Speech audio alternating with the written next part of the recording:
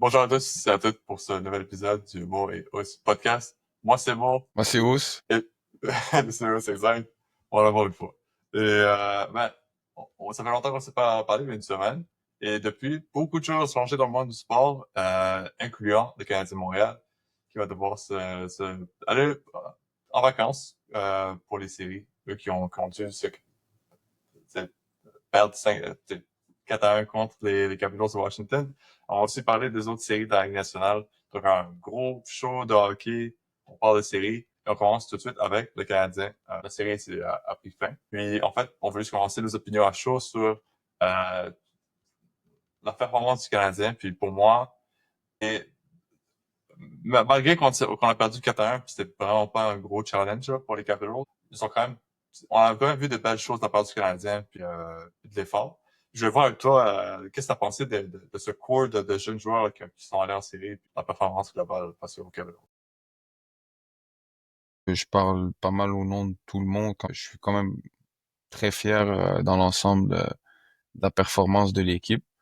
Je pense que tu aurais demandé à pas mal de gens qui suivent minimum le hockey. Jamais ils pensaient avoir les Canadiens faire les séries. Euh, Écoute, qu'est-ce que je pense des performances? Le fait qu'on ait affronté les Capitals aussitôt, le fait d'avoir les séries éliminatoires, ça a permis de voir les lacunes de cette équipe au management et espérons qu'ils feront les correctifs justement cet été et dans le futur pour pallier aux faiblesses de l'équipe. Parce que je pense qu'ils ont été quand même très apparents. Le point positif, c'est que ton, ton, ton noyau de jeunes joueurs a été le plus performant durant les séries. Puis c'est ça qui est réconfortant là-dedans. Ouais. C'est très souvent, t'as peur quand t'as des jeunes joueurs comme ça qui arrivent, qui se lancent comme ça dans le bain pour les séries éliminatoires. T'as peur qu'ils se noient, justement. C'est quelque chose de nouveau. Ça joue plus physique, c'est plus rapide. La marge d'erreur est beaucoup plus minime. Donc, justement, t'as peur que des jeunes joueurs qui n'ont pas d'expérience fassent pas le poids en séries éliminatoires. Puis ça a été un peu le cas. Après, certes, on perd en 5, mais ce que j'ai aimé, c'est qu'on était dans le match dans tous les matchs. Ça a toujours été des matchs serrés. T'as jamais eu l'impression que les Caperos étaient invincibles, hein, ou t'avais l'impression que c'était l'équipe, c'est certes la meilleure équipe des deux équipes, mais tu voyais qu'il en manquait pas beaucoup. Ça se jouait à des petits détails qui nous a manqué en cours de match pour les battre. Et je pense que c'est la physicalité. Ça a été un de nos défauts dans plusieurs années, c'est que chaque fois qu'on arrive en séries éliminatoires, on est toujours une équipe petite, qui est rapide, mais on manque de joueurs qui ont d'impact physique. Puis on va en avoir besoin éventuellement. C'est ce qui nous manque Ouais, puis présentement pour passer à une autre étape en séries éliminatoires. on est deux des points ensemble là, dans celui-là, c'est que t'as parlé que ça fait plusieurs années qu'il y a ce manque de physicalité. Puis en même temps, le fait que l'équipe s'est fait expose dans plusieurs facettes du match, des matchs, et ainsi que les dirigeants voient tout ça. Puis je veux tout englober ça par le fait que c'est la première fois pour le Canadien de Montréal que ils se sont pas fait bail-out par leur gardien de but en séries éliminatoires. Ça fait combien de temps? Ça fait 10 ans et plus que ou bien c'est Carey Price ou le Yaroslav Halak. Oui, Montembeault était excellent, mais il n'était pas au niveau, tu sais, God tier que ces gars-là Oh, étaient pour il a sauver pas eu à l'équipe. voler des matchs pour l'équipe. Il n'est pas encore à ce niveau-là pour pouvoir encore Il voler le des sera matchs comme jamais. Montembeault. Exact. Mais malgré tout ça, c'est que un très bon gardien comme Montembeault est nécessairement pas capable de pouvoir garder son équipe dans le match avec toutes les erreurs défensives que l'équipe faisait. Puis à chaque fois qu'on finissait les matchs, moi et toi, on se parlait, on disait toujours c'est la même affaire. C'est les brisures en défense, les manques de communication. J'avais vu une vidéo là sur YouTube, je suis beaucoup là, le hockey et psychologist. Je Ouais. pense que c'est ça son Moi nom aussi, c'est une chaîne que je sur connais, YouTube. ouais. Ouais, c'est toi qui je pense que c'est toi qui m'en Ouais. l'avais Montré? parlé. Ouais. Montré, ouais. Puis ce qu'il avait expliqué, c'est que le Canadien, en fait, quand ils ont leur boîte défensive, c'est souvent, on va jouer, s'il vous plaît, on va jouer low, on va jouer high, mais on est capable de pouvoir aller nord-sud de ce côté-ci. Jouer ce système défensivement requiert beaucoup de communication. Faut que tu saches c'est qui ton match-up en tout temps, parce que c'est toujours man-to-man. T'as toujours Puis, quelqu'un avec toi. puis c'est ça qui est navrant là-dedans, c'est que Martin Saint-Louis voulait une défensive de zone au début de la saison, puis ça n'a pas fonctionné. Fait que là, généralement, quand tu fais ça, les Oilers avaient eu le même problème l'an dernier, où ils ont dû s'ajuster en cours de saison. Là, tu passes à une défensive man-to-man. Mais là, c'est comme tu as dit, c'est vraiment, tu dois toujours avoir un joueur sur toi. Si vous êtes deux sur un joueur, c'est qu'il y a un problème. Ouais, C'est-à-dire exact. que quelqu'un qui marque pas le bon joueur. Et c'est ça qui est malheureux, c'est que c'est la défensive la plus facile à avoir. Et quand tu joues man-to-man, you know what it requires. Puis si vous faites des switches, il faut de la communication. Et c'est ça, ça a mené une erreur, justement. Il y a un exemple, là, ça a mené une erreur sur le but de Mangiapane en fin de match, match numéro 4. Mhm. Euh, Ouais. donc, ça a été une erreur de Goulet. Il a suivi, au lieu de rester justement devant Mangiapane, il a suivi Dylan Strome, alors qu'il y avait déjà un joueur dessus.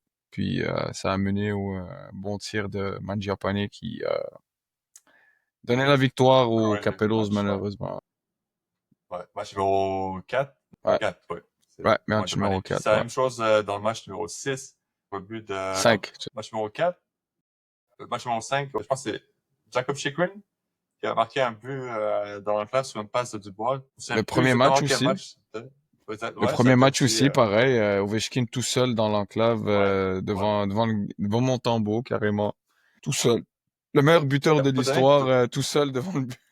exact. À plusieurs reprises, c'est arrivé pour Ovechkin. On va en parler d'Ovechkin, mais pour le Canadien, on peut sortir des exemples comme ça parce que ça a été répété match après match après match. Puis, tu sais, kudos pour Stephen Curbury qui a trouvé la faille du Canadien de Montréal rapidement, match numéro 1.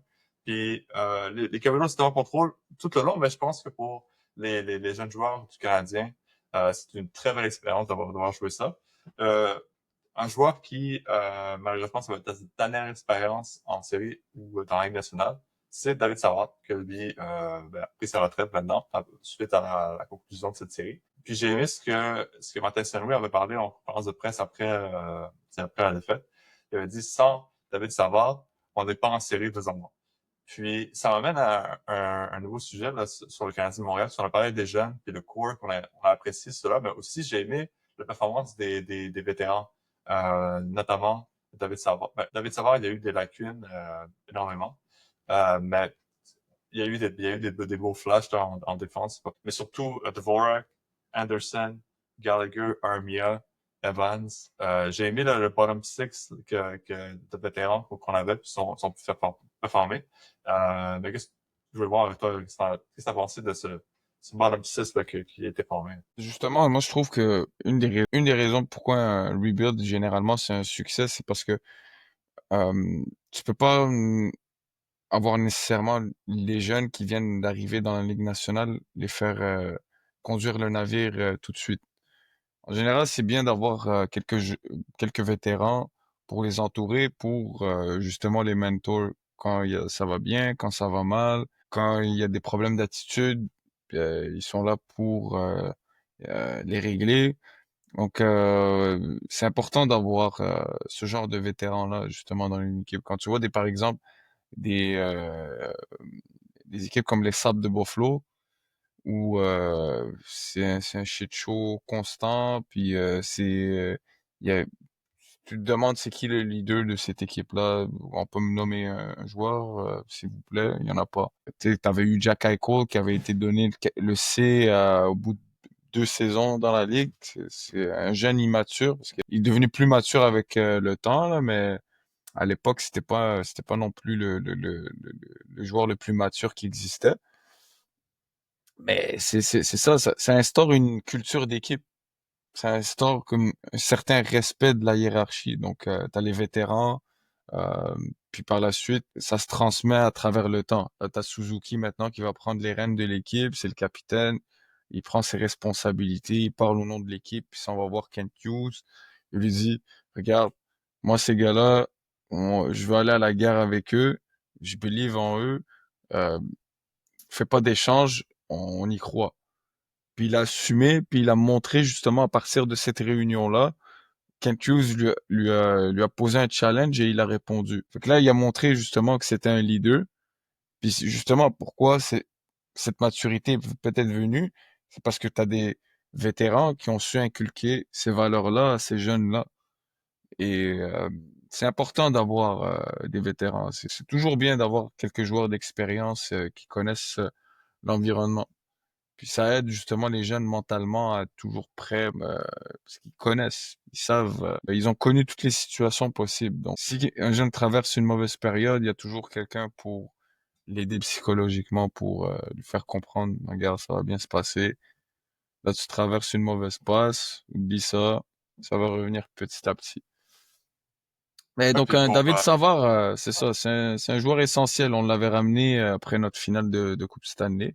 Je pense il aurait souhaité un meilleur séjour à Montréal, mais bon, il a accepté son rôle de mentor puis de vétéran pour épauler les jeunes durant le rebuild. Puis c'est bien d'avoir des vétérans comme ça. Généralement, il y en a qui boudent un peu. Tu sais, on pense à Jeff Petrie, là, qui devenait plus une oui. nuisance dans le vestiaire plutôt qu'un joueur qui amenait des ondes positives. Donc c'est bien qu'un gars comme ça a su se sacrifier. Il est resté pour aider les jeunes, puis dans le processus pour reconstruire l'équipe. Puis en parlant des joueurs qui ont cette expérience, qui ont vécu tout cela, un gars qui a eu beaucoup d'expérience, champion de la Coupe Stanley, des records, Exact. Ovechkin, ça fait plus de 10 ans que les Canadiens de Montréal ont défait les Capitals et Ovechkin au début de sa carrière en 2010. Et maintenant, on l'a revu de nouveau en série face aux Canadiens. C'est un joueur complètement différent de qui il était dans le passé. Mais en même temps, il a été clutch, il a fait des hits, c'était un monstre sur la glace. Tu sais, quand tu parlais qui donne l'exemple, tu l'as vu aussi chez les Capitals. Quand Ovechkin le fait, les autres le font encore plus, puis c'est pas, tu vois des gars comme Dylan Strome, qui pour moi a été le meilleur joueur des Capitals Oui, offensivement. c'est un poison en attaque. Exact, mais tu vois pas un joueur comme ça éclore sans avoir un mentor comme Ovechkin avec lui qui Sûr. va rentrer les buts, tu le donnes tu sais, en passe. Puis Tom Wilson, encore une fois, qui a montré, On qui a est, montré du chien, puis qui a, qui ouais. a, qui a, qui On a est donné le à un momentum Tom Wilson et un Connor McMichael d'être une équipe dangereuse en séries éliminatoires. C'est ce qui manque justement chez les Canadiens. C'est des gars comme ça qui ont du grit, qui ont une faim, puis ils vont aller intimider l'adversaire tout en étant capables de jouer au hockey. C'est des excellents joueurs de hockey. C'est plus l'époque là du vieux goon qui est là pour jouer 5 minutes puis se battre. Puis c'est des vrais joueurs de hockey, mais qui sont capables d'amener ce facteur d'intimidation en plus en eux. Donc, des vétérans comme Ovechkin ont su montrer l'exemple chez les Capitals, puis c'est très important à voir. c'est ça. Puis, euh, exactement, lui participera au championnat du monde de hockey cet été, une première fois depuis Ouais, 2015. Euh, une saison magique qui se termine pour le Canadien de Montréal, et ainsi que pour Martin Saint-Louis et Nick Suzuki. Et je donne ces deux noms comme ça. C'est pas random. Pour moi, c'est deux personnes qui ont connu des parcours similaires cette saison. C'est que on commence l'année, on n'est pas sûr exactement si tout le monde dit Nick Suzuki, c'est un très bon deuxième centre, c'est ça son pic, that's all, 70 points par année. Mais celle, t'es un coach de Pee-Wee, tu iras pas loin dans la Ligue nationale. Puis les deux ont prouvé que non seulement c'est des très bons coachs et joueurs, mais ils font partie des meilleurs de leur profession dans la ligue. Puis Nick Suzuki l'a prouvé en série. Et Martin Saint-Louis, malgré que Stephen Burry a démantelé la défensive du Canadien, offensivement, j'ai aimé ce que Martin Saint-Louis a pu mettre en scène pour ses joueurs de pouvoir démontrer. Puis aussi, j'ai aimé comment il s'est comporté avec Lainé. Si on peut parler négativement, mais ça, on parlera ça plus tard, mais Demidov aussi, la façon qu'il s'est comporté avec Demidov, tu sais, tu fais des erreurs, oui, ok, retourne, va sur powerplay, essaie des jeux. Puis tu sais, même n'importe quel autre coach que le Canadien a eu dans les 10 dernières années, que ce soit Michel Therrien, que ce soit Claude Julien, que ce soit je sais pas qui, Evan Demidov de un ne joue pas sur aucun trio, il Non, est pas là. jamais, Et jamais. il joue pas sur powerplay. Et s'il commence à faire de dentelle sur powerplay, puis il essaie de faire des jeux qui fonctionnent pas trop, non, t'es cloué sur le banc pour la troisième période, puis tu vas voir les Bah, estrades avec en Michel next one. Therrien, il t'aurait même dit que Demidov est pourri à 5 contre 5, fait que je le fais pas jouer. Moi, je peux pas jouer, puis en même temps, puis il te souffle il te souffle la boucane de tape dans le gars. En même temps qu'il fait ça. Non, c'est Ouais, puis non, mais je veux voir avec toi, je qu'est-ce suis que t'en as d'accord. pensé de... Je suis d'accord avec toi. Puis c'est ironique quand même quand tu vois la trajectoire que Martin Saint-Louis a eue cette saison, parce que je me rappelle au début de la saison, l'équipe était dernière. Tu commençais à entendre des bruits de couloir que peut-être pas nécessairement qu'il allait se faire virer, ou peut-être qu'il allait quitter à la fin de la saison, parce qu'il n'y a pas vraiment de changement. Ils auraient aimé ça que l'équipe prenne un step cette saison, puis tu vois pas que c'est le cas. Puis là, ironiquement, ils font les séries, puis en plus, il est nominé pour le Jack Adams. C'est une, c'est une, c'est une très belle histoire de cette saison. Donc, il va apprendre, c'est un coach qui apprend, comme les joueurs. Et ce qui est bien avec Martin Saint-Louis, contrairement à beaucoup d'entraîneurs dans la Ligue nationale, c'est que lui, déjà, premièrement, il a joué dans la Ligue nationale. Donc, il sait c'est quoi que ça prend pour jouer dans la Ligue nationale. C'est bien de connaître les X et O. Ça, tout le monde peut l'apprendre, hein. Même un joueur est capable de comprendre ça, puis de l'inculquer. Le souci, c'est que beaucoup de ces entraîneurs-là n'ont jamais été dans la peau d'un joueur, par exemple, superstar comme Martin Saint-Louis. Martin Saint-Louis est capable de comprendre ce que ressent un Nick Suzuki sur certains moments, un Cole Caulfield, un Juraj Slafkovský. Il est capable aussi de comprendre le joueur qui se fait bench, le joueur qui se fait envoyer en mineur, le joueur parce que lui, il a traversé toutes ces situations-là. Il est passé de joueur qui a pas été repêché, qui a dû passer par la Ligue américaine, qui a dû jouer dans des quatrièmes lignes, qui a dû se faire envoyer en waivers, se faire réclamer par une autre équipe. Par la suite, il est devenu un joueur de premier plan, de top 6. Par la suite, c'est devenu un superstar dans la ligue, plus tard dans sa carrière. Donc, il a connu toutes les différentes phases ou les différents types, les différents rôles qu'un joueur de la Ligue nationale peut connaître, puis qui est capable de communiquer, puis d'être proche justement des joueurs, puis de savoir qu'est-ce qu'ils ressentent sur certains moments. Donc, ça doit être un entraîneur qui connaît bien les mots, il choisit bien ses mots, il sait comment gérer les émotions de ses joueurs. C'est ça un vrai player's coach. C'est ça, il sait quand même contrôler sa chambre pour que les joueurs le respectent. Exact. Puis tu l'as dit, ça, tu sais, pour parler de players coach, souvent, les players coach ont en fait, cette définition d'être des gars soft qui sont trop gentils, too nice, puis qui perdent la chambre facilement. Mais tu l'as vu, tu vois des vidéos de lui en pratique, il pète des coches, Ouais. on va tout le monde chier. Mais, tu sais, c'est un peu ça, Il y a une c'est, relation de respect. Parce qu'ils ouais, savent exact. Puis que... c'est, vas-y, vas-y. Non, non, vas-y. Ah, j'allais te donner un exemple, par exemple, tu sais, au soccer, au football, avec Manchester United, dans le temps où ils étaient bons, avec Sir Alex Ferguson. Patrick Sévrac, qui était un défenseur latéral pour eux, il avait expliqué que c'est pas perdre, c'est pas, tu veux pas, t'as pas peur qu'il soit fâché contre toi. T'as peur de le disappoint, de le décevoir, right? Puis c'est la même chose avec Martin Saint-Louis, c'est que t'as pas peur de ses réactions comme un John Tortorella, par exemple. T'as peur parce que t'as pas envie de décevoir une personne qui te donne autant là, tu sais, Ouais. Parce que s'impliquer pour la job et tout ça comme lui. des coachs comme Mike Keenan, dans le passé, par exemple, des coachs comme, euh, même si bon, euh, par exemple, un John Tortorella, généralement, ces coachs-là, c'est des dictateurs d'une certaine manière, puis ça peut fonctionner, ça peut créer un électrochoc au début, puis ça fait performer l'équipe, mais à long terme, les joueurs finissent par stanner de ce genre de comportement-là.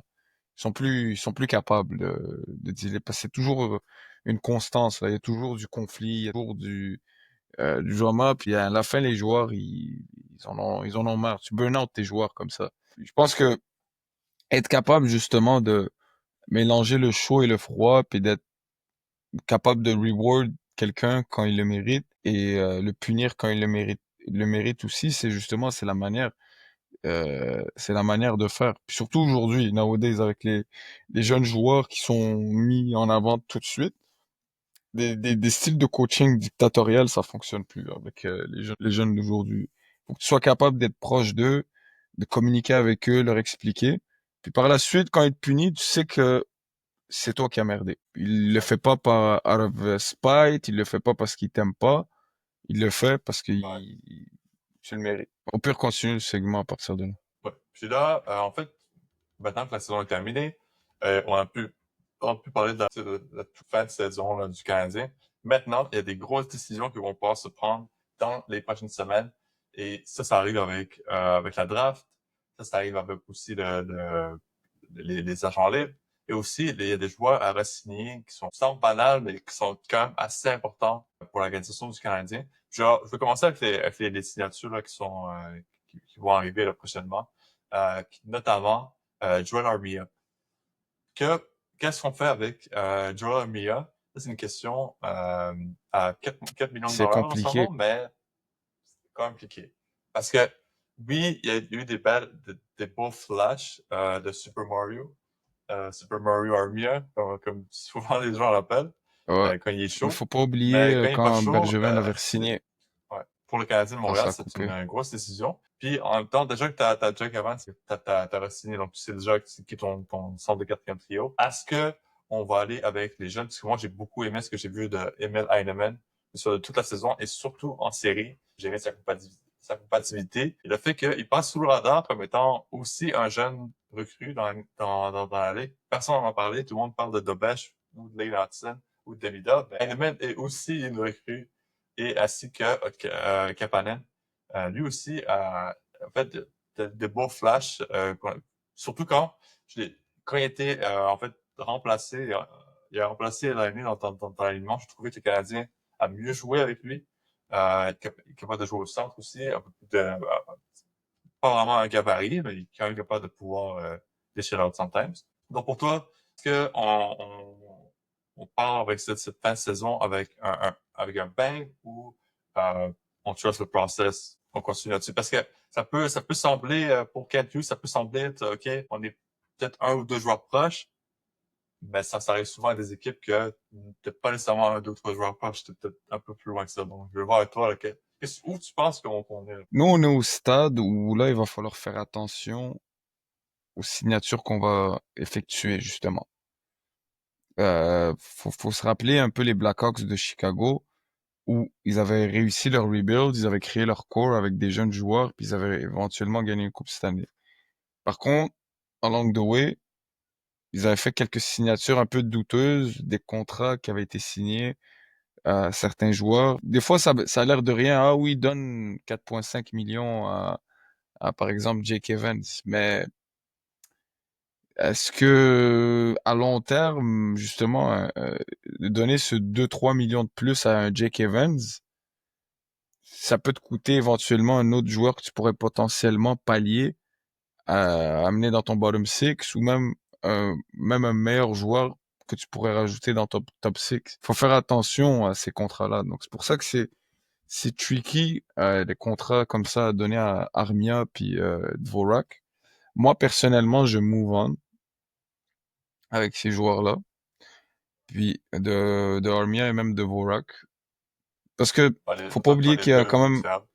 faut pas oublier que t'as quand même un Kirby Duck qui certes injury prone, mais je pense que dans un rôle où on lui demande beaucoup moins dans un top six, dans une troisième ligne, je pense qu'il pourrait faire la job. Ça serait quelqu'un un peu comme Josh Anderson. Exact. Ça reste un gros Ouais. gabarit qui a une touche offensive, qui pourrait jouer sur ta deuxième unité de power play sans problème. Un gars comme ça, t'as envie de le garder. Donc, tu aurais ce gars-là dans l'équipe. T'as des gars comme New Hook encore. Puis je pense que justement cette énergie-là cet argent-là que tu sauves en ne signant pas, par exemple, un Joel Armia, puis un Christian Dvorak, va sur améliorer ta deuxième ligne. Trouve-toi un deuxième centre, puis trouve-toi un ailier euh, gros gabarit qui est capable de jouer sur une deuxième ligne. Donc Exact. moi ça Qui serait ça n'est pas ma ouais, exact. On peut parler de délier. Pour moi, n'importe qui est pas nommé Patrick Lang. Pour moi, exactement. tout le monde au Québec a fait une croix là-dessus. C'était un Ah, bon Jamie Benn Hollywood serait Spirit intéressant. pour l'année. Jamie Benn serait excellent. Puis en même temps, parlant de Jamie Benn, parlant des Stars de Dallas, parlant des séries, on va maintenant Ouais, passer à travers toutes les séries. Il y en a une qui est présentement, euh, en fait, à l'heure qu'on vous parle maintenant, c'est 3-3. ouais, Les Jets ont fait une remontée historique ouais. en fin de troisième période, 2 buts en 2 minutes, même pas. C'est maintenant la fin de la première période de On touche à la fin prolongation. de la première période de prolongation. C'est toujours trois. Exact. Donc, Et c'est ouais, une, on va voir d'ici. c'est une série chaudement jouée là, en ce moment, là. C'est parce que Ouais, exact. Donc, on allait justement préparer l'épisode. On se disait, qu'est-ce que les Jets font à partir de là? Si tu te fais encore éliminer au premier tour, un peu comme l'Avalanche du Colorado, ou tu fais quoi maintenant? Parce que t'as Connor ouais. et les Bucks, bon, pour l'instant, c'est pas encore fait là, mais On va y revenir. On espère que d'ici la fin de l'épisode, on est au moins capable d'avoir un review là-dessus. Ben, on va commencer. Premièrement, j'avais mis en plus les Jets et les Blues comme étant la première série qu'on voulait parler. On va passer à la deuxième. On va passer avec les Hurricanes et les Devils du New Jersey. Dans nos prédictions qu'on a faites avant la série, on avait c'est tous deux choisi les exactement. Hurricanes facilement. Ça n'a pas nécessairement été super facile pour les Hurricanes malgré qu'ils ont pu finir en 5 matchs. Moi, ma question pour toi, c'est avec les Devils, qui ont réussi à donner un bon combat aux Hurricanes, selon toi, si Jack Hughes est dans l'alignement des Devils, quel est le sort des Devils? Est-ce qu'on s'en va en 5, on s'en va en 7? Est-ce que c'est le même résultat? Est-ce que les Devils auraient pu gagner contre les Hurricanes? Je vois tes impressions là-dessus. Je pense que les Devils ont pu donner un bon combat aux Hurricanes malgré la défaite. Si Jack Hughes est dans l'alignement pour les Devils, est-ce que le sort est différent? Est-ce que c'est le même? Ben, bien Est-ce sûr, que c'est sûr et certain. les Devils peuvent gagner ça, selon toi? C'est sûr et certain. Quand t'as un joueur comme Jack Hughes, tu préfères avoir un joueur comme Jack Hughes dans ton équipe que pas l'avoir. Donc, quand t'arrives en séries éliminatoires puis t'as pas ton meilleur joueur, c'est compliqué de battre une équipe, surtout une équipe aussi bien structurée défensivement que les Hurricanes. Ça va être dur à battre. Il te faut du punch à l'attaque. Aux Devils, même s'ils ont montré un peu de dents vers la fin, mais c'était un peu trop peu trop tard là. Donc malheureusement pour eux, ils vont devoir espérer que Jack Hughes reste en santé. On dirait qu'il y a un pattern avec lui qui se blesse très souvent. C'est Puis vrai. c'est ça. Donc reste à voir. C'est une équipe prometteuse, ils ont des bons joueurs, mais ils n'arrivent pas à trouver passer à l'étape supérieure à ce niveau-là. Une équipe qui, elle, a passé déjà à l'étape supérieure, c'est les Panthers de la Floride. Que eux, Ils nous a moi et surpris. toi, on avait un peu des doutes sur les Panthers de la Floride. Mais ils ont réussi à se faire c'est sortir la Switch, puis les Tampa Bay ont, malgré le fait que c'est une des meilleures équipes de la ligue, on semblait Inexistant. questionnable, là. C'est inexistant. Ça a été euh, wow. Conçu pour les séries, les Panthers le sont. Ouais, Et c'est l'équipe parfaite pour les Tampa séries, s'est ça. fait expose. Ouais. Non, c'est incroyable cette équipe-là. Puis je pense personnellement, ils peuvent le refaire encore. Ils peuvent arriver en finale de la Coupe Stanley encore une fois. Donc c'est une excellente équipe. Ils ont du caractère, du grit, du talent. Ils ont tout ce que tu as besoin pour Ouais, avoir une équipe et du succès en série. Ils ont tout. Donc puis ils ont un bon gardien de but en plus, en Bobrovski. Ça va être une équipe dure à battre. Puis les Maple Leafs ont intérêt à être prêts. ouais. pour Tampa Bay, c'était tellement une série. Pour moi, j'avais pris les Tampa Bay pour gagner contre les Panthers. Je pensais qu'ils avaient encore, ce qu'ils avaient qu'ils avaient encore un peu de fuel, un peu de juice là, Moi aussi. à sortir. Mais tu m'avais dit quelque chose en début de saison. Tu m'avais dit la, le- le- la fenêtre de succès de Tampa Bay est en train de se fermer, puis en train de se Fermé. finir rapidement. Ouais, exact. Puis j'avais des doutes là-dessus. Là, je commence à aller vers ton point, là, que la Ouais, série ben se là, semble terminée, puis la transaction de Yannick Gourde a l'air complètement folle. Que tu donnes 2 choix de première ronde, puis te faire sortir en 5 en première ronde, ouais. C'est sûr qu'eux, ils sont en mode gagner maintenant. ouais.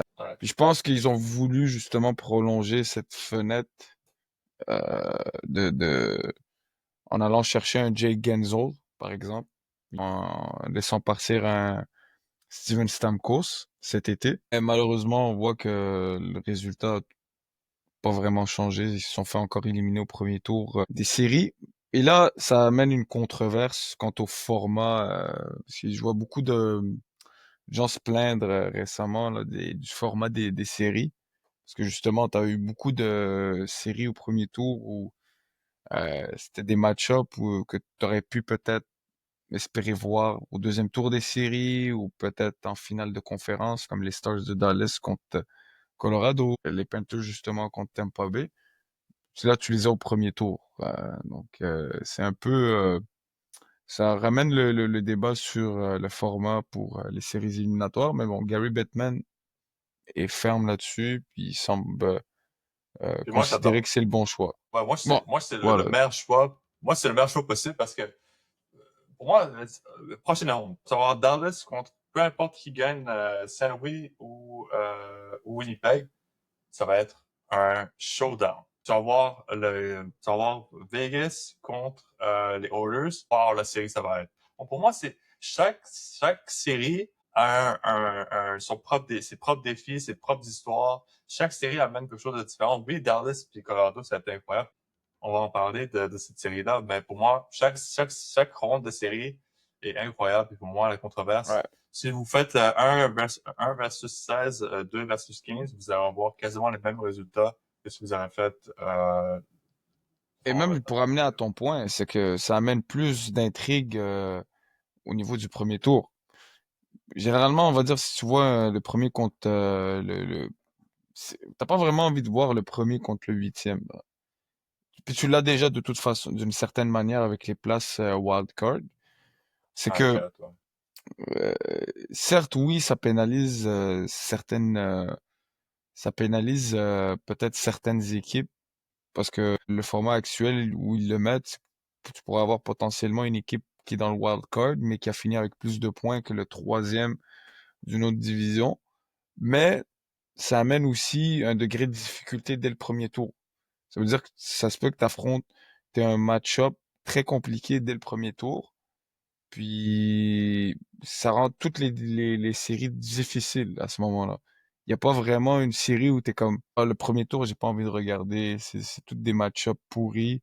Fait que je vais attendre en finale de conférence pour mettre in Exact. tune avec les séries éliminatoires. Non, là t'es dedans du début jusqu'à la fin. Puis c'est justement pour appuyer ton point, c'est que c'est ça. Ça mène l'excitation dès le début. Ouais, puis une équipe qui était du début jusqu'à la fin dans la série, c'est le Wild du Minnesota. Si vous avez écouté les 4 derniers épisodes, j'ai été pas très gentil avec le Wild de Minnesota et leurs fans. Pour moi, je voyais aucune chance pour le Wild de gagner contre Vegas, mais ils ont donné un excellent challenge aux Knights. Mais malgré ça, les Knights de Vegas Vaincu. sont arrivés gagnants. Puis ça amène à mon point là-dessus, c'est que la grosse différence entre ces deux équipes-là, c'est si tu regardes les deux premiers trios de chaque équipe, Vegas a peut-être le meilleur premier trio de toute la ligue en ce moment en série. Ça, c'est mon opinion. Si tu regardes Toronto, Ouais, je suis toujours là. ah, ok, ok, c'est Ouais, comme ouais, ça, oui. Puis, si vous voyez Jack Eichel, comment il joue, puis il a été nominé pour le Trophée Selkie comme étant un des meilleurs joueurs défensifs de Ligue nationale, mais Jack Eichel connu une série incroyable, comment il était capable de jouer mieux défensivement que son coéquipier Mark Stone, qui est connu comme étant un des meilleurs joueurs défensifs de toute la Ligue nationale depuis les 5 dernières années. Donc, pour moi, ça a été c'est un excellent joueur. Puis je garde encore, j'ai encore le belief que les Knights sont la meilleure équipe en série et qu'ils vont gagner la Coupe Stanley. Mais je vais voir avec toi, qu'est-ce que t'as pensé des Knights puis des Nuggets, puis des Wild? Ils ont eu très chaud. Puis il y a un monsieur qui s'appelle Kirill Kaprizov. Ouais, Il commence. Si c'était pas de sa blessure là cette saison, je pense que c'était sa saison, hein. pour gagner hard, tout ça. Ouais, il était vraiment en feu là. C'est malheureux qu'il ait eu sa blessure là, mais je pense que lui, il embarque dans ses années de prime. Puis ça va être intéressant de voir qu'est-ce que le Wild, parce que là c'était leur dernière année des rachats, des fameux rachats de contrats là, de Zach Parisé, puis Ryan Suter, donc ouais. Ryan Suter. Donc là ils vont avoir de l'espace sur la masse salariale. Ça va être intéressant de voir leur intersaison cet été, voir qu'est-ce qu'ils vont faire comme achat de joueurs, puis voir comment ils vont améliorer leur équipe pour éventuellement faire un run en séries éliminatoires pour les futures années.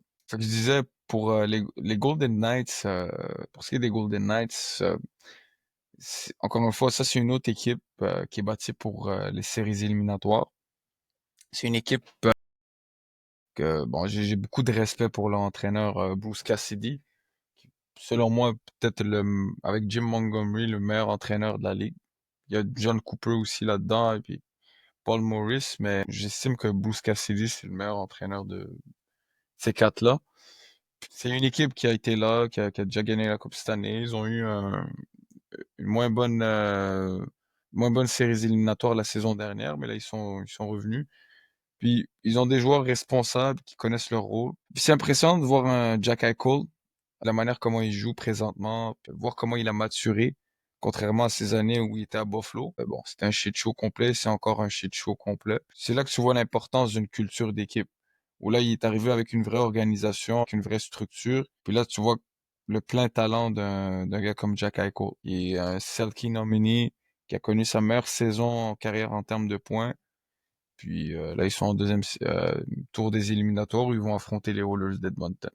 Là, ils auront une mission encore plus compliquée où ils vont devoir arrêter le monstre à deux têtes des Oilers d'Edmonton. Exact. Puis, en parlant d'équipes canadiennes, les Leafs et les Sénateurs qui se sont affrontés pour la bataille de l'Ontario. L'Ontario. Les Sénateurs qui ont vraiment tout donné aux Leafs.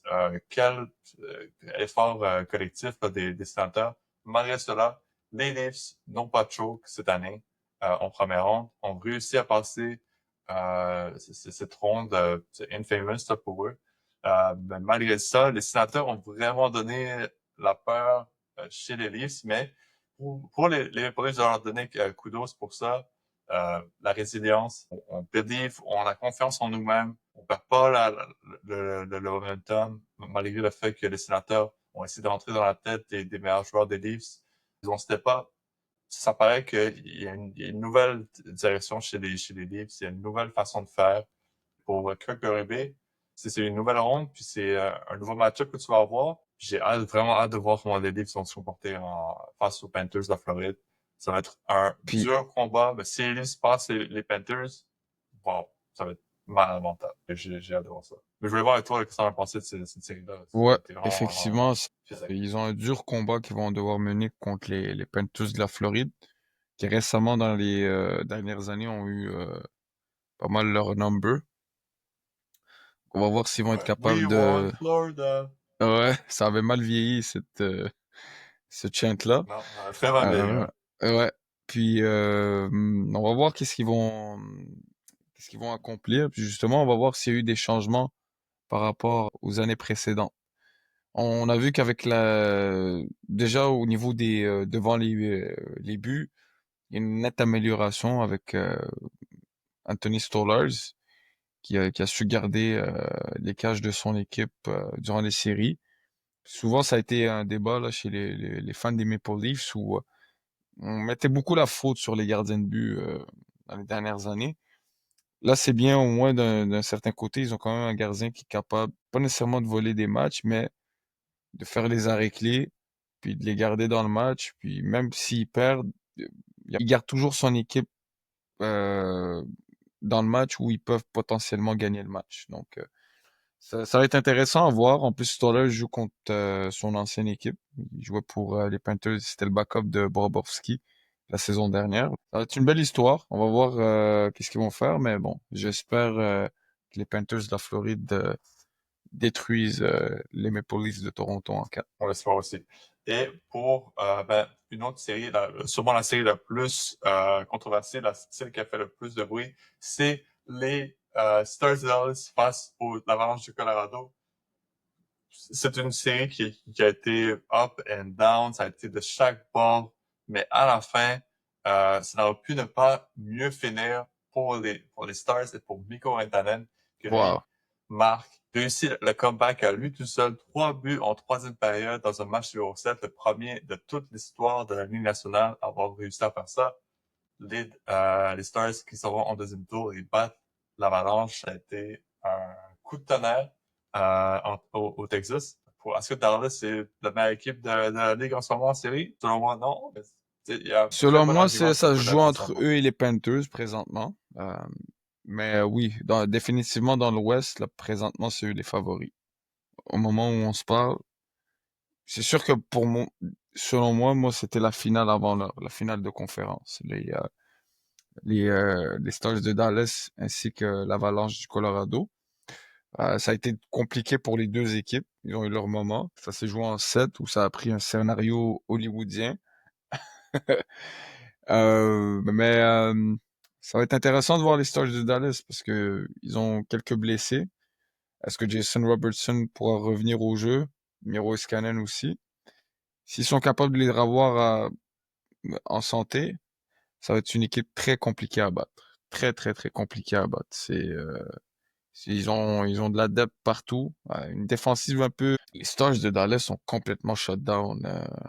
Le power play de l'Avalanche du Colorado. Ils ont complètement Ça a shut down. été un Ça a été un gros game point. Ouais. changer pour eux. Puis c'est là que tu vois du travail des gars comme Rupien, White Johnston. Puis moi, je trouve que Rupien, justement, il est pas assez mentionné dans les Selkie nominees comme joueur. C'est un joueur très sous-estimé. Pour moi, on parle beaucoup de Jason Robertson parce qu'il marque des buts et tout. Mais un gars comme Rupien, c'est un joueur excellent qui est capable de jouer dans les deux sens de la patinoire, qui travaille pour que des gars comme Jason Robertson puissent marquer des buts, justement. Souvent, on parle pas assez d'eux parce qu'ils ont pas nécessairement les stats qui marquent l'œil, là, mais c'est des joueurs très importants. C'est ces petits détails-là qui font en sorte que tu gagnes une série. En anglais, il y a le terme unsung hero. C'est le héros Exactement. qu'on ne chante pas. Puis c'est vraiment ça pour Rupiens, que lui a été récompensé de ses efforts avec une victoire en série des Stars. Ouais. Maintenant, on jouait soit contre les Blues ou Winnipeg. Le match n'est pas encore terminé, c'est en deuxième prolongation maintenant. 3-3 encore. Donc, on pourrait un peu en reparler là, des matchs numéro 6. J'aurais pas ça nécessairement parce que j'aimerais ça voir l'entièreté. Il reste encore une Une série. série à parler. Edmonton a gagné. C'est juste ça qu'on va en parler. On peut pas en parler de rien d'autre. Ah non, Ah ouais, là non, là. Les non, Kings, non, là, non, non. ouf. 2-0 la série. À Rome. Il faut les appeler les Kings d'Edmonton maintenant. Il faut les rebaptiser les Kings d'Edmonton. J'ai jamais vu une C'est le équipe club comme, école des Oilers. il y a les Leafs qui perdent contre Boston, qui perdent contre Tampa Bay, tout ça, c'est le laughing stock de la ligue.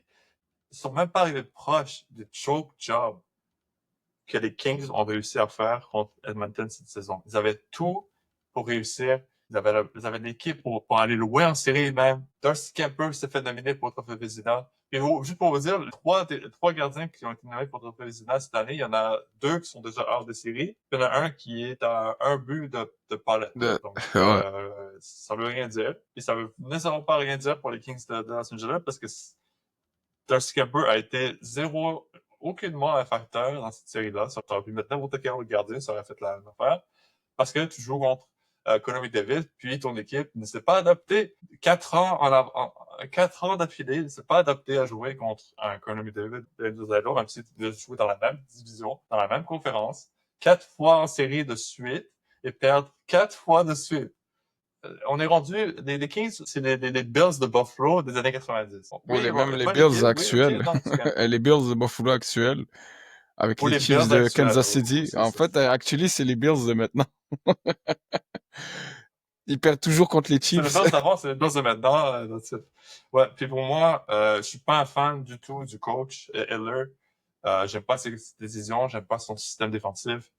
Ils sont très bons à domicile, atroces à l'extérieur. Puis dès que tu rentres, tu sais, jouer à Edmonton en saison régulière, puis jouer à Edmonton dans un marché canadien, tous les marchés canadiens en série, c'est une autre game. Tu joues pas la même game, puis tu veux voir Washington, que eux sont allés à Montréal, game 3, ont perdu ce match-ci, parce que tu te rends pas compte à quel point les fans sont un facteur dans la série, puis ça a été un facteur pour les Kings, que dès qu'ils sont entrés au Rogers Arena, au Rogers Space, bon, je sais pas comment ça s'appelle, Moi, mais je le dirais, je c'est le ça qui est arrivé. maintiens, là. Les Kings étaient à une décision près d'être 3-0 dans cette série et ils sont revenus à 2-2 puis c'est ça qui les a tués. Je comprends toujours pas le challenge de l'entraîneur arrivant en troisième période puis la décision de juste arrêter de forecheck puis jouer la trappe puis attendre les Oilers alors que tu les avais dans les câbles là, les Oilers là. Les Oilers avaient complètement baissé les bras là. Ils avaient peur, ils jouaient avec la peur dans les dents, ils jouaient avec le bâton serré, ils faisaient des revirements. Les joueurs paniquaient totalement, les joueurs étaient perdus, le gardien avait peur. Puis là, t'as redonné vie à une équipe qui était a- amorphe, qui était à terre, là. Tu leur as redonné vie, tu leur as donné une victoire, puis ils sont revenus dans la série, puis ils ont gagné 4-2. Puis c'est exactement, moi je comprendrais, au jour d'aujourd'hui, je comprends pas cette décision-là. Je préfère vivre à être 4-4, peut-être aller potentiellement en prolongation, essayer de marquer un but, plutôt que donner un power play à ce moment-là du match, alors que les Oilers viennent d'égaliser, tu leur donnes potentiellement un power play et ils jouent dans leur propre arena. Pourquoi tu risques ça? T'es pas en train de perdre 2-0 la série, tu gagnes 2-0. Tu gagnes 2-0. Écoute, ça me fait mal d'entendre tout ça. Mhm. C'est sûr et certain. Ouais, je Ben, pour les comprends ton Kings, mal, on s'en va jouer au golf, puis comme on va l'habitude. penser à tout ça. Encore une fois, voilà. C'était là tout pour toutes les séries qui sont déroulées. C'était des séries incroyables à date, là, si vous avez suivi tout le long. Chaque série a sa propre histoire, a eu des bons moments. Puis il n'y a pas eu d'équipes qui se sont faites complètement dominer. Je pense que chaque équipe qui a fait les séries a essayé de donner un fight, a donné un défi à l'équipe qui leur a vaincu. Puis c'est la même chose pour qui sont voit en ce moment, c'est 3-3 pour les Blues et les Jets. Ben, on pourrait en parler un peu de cette série-là, là, vu que c'est pas encore terminé. Mais moi, j'ai deux mots que j'ai écrits dans mes notes justement pour cette série-là. C'est Connor et The Buck. Connor The Buck, ça a été l'histoire de la saison pour les Jets. Il va être nominé pour le trophée Hart. Il va sûrement gagner le Vezina. Peut-être gagner le Top Élysée. Il a été le meilleur gardien de toute la saison. Sûrement un des top 5 des meilleurs joueurs de la Ligue. En série, c'est fait pour 3 fois. Donc vraiment, c'est l'histoire de 2 saisons pour Connor Lebuck. Puis c'est la raison pourquoi les Jets sont en match numéro 7 en ce moment. C'est que Connor Lebuck a pas été le Connor Lebuck qu'ils ont connu durant toute la saison. Puis pour toi, est-ce que c'est quelque chose de mental? Est-ce que c'est comment les Jets jouent? Qu'est-ce qui se passe avec Connor Lebuck? C'est dur à expliquer ce genre de performance de sa part parce qu'il est tellement excellent durant la saison. Il a connu la meilleure saison de sa carrière. Mais on dirait qu'arrivant en séries éliminatoires, il a un blocage. Peut-être c'est la pression, comme tu as dit. Je suis pas dans la peau malheureusement de Connor et les Bucks, donc je comprends pas cette baisse de performance de sa part là. En tout cas, c'est sûr que si les Jets lui ont donné quand même un contrat onéreux à long terme, tu fais quoi si tu perds encore au premier tour des séries?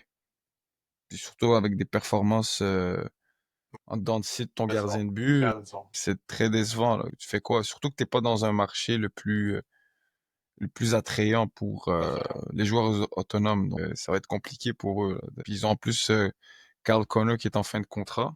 Ils auront plusieurs décisions à prendre en cette fin de saison. Donc, j'ai essayé de tirer le plus que je peux là, pour voir si on avait un vainqueur dans cette série-là. Ouais, mais Malheureusement, ça, je pense pas ça n'a pas l'air de se terminer. Donc, sur ça, ouais. on vous souhaite une bonne soirée à tout le monde qui ont suivi ce podcast. On va se retrouver très prochainement parce que c'est pas terminé pour les séries, c'est pas terminé pour le Canadien. Il y a encore des questions à se poser. Et aussi, NBA, on ne vous a pas oublié pour cela. On va vous revenir avec un Prochain recap épisode. de la première ronde. Donc, puis, sur ce, on vous souhaite une belle soirée. Puis au revoir.